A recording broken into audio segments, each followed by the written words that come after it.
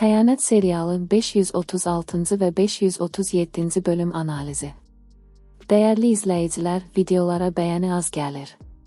Zəhmət olmasa videonu bəyənməyi unutmayaq. Deyəsən Tural da atasının yolunu gedir. Mələyin durduq yerə kaprizlərindən bezən Tural yeni macəra axtarışına düşüb. Qəribəsi də odur ki, bu ailənin başına gələnlər içi Tural qarışıq, heç birinə dərs olmur. Eyni səhvləri təkrarlamaqda onlara çatan yoxdur. Ailədə baş verənlərdən yorulub, özünü əyləncəyə atan Tural yenə sərxoş halda xəyanətə imza atır. Barda tanış olduğu qadın isə əlinə düşən fürsəti boşa verməyəcək. Mələk Turalı özündən uzaqlaşdıranda sonu belə olacaqdı. İşləmək uğruna sevdiyini itirmək üzrədir.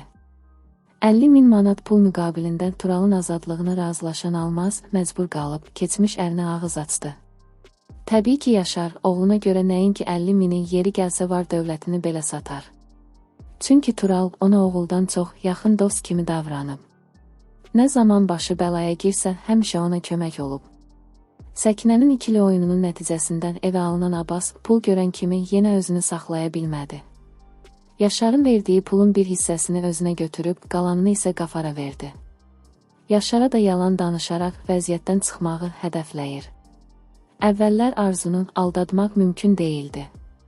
Anasının sözü ilə oturub durandan sonra onun da əri kimin ağlı başından gedir. İzlədiyiniz üçün təşəkkürlər. Əziz izləyicilər, videoları bəyənməyi, paylaşmağı və kanala abunə olmağı yaddan çıxartmayın. Digər təxmini analiz videolarında görüşənədək.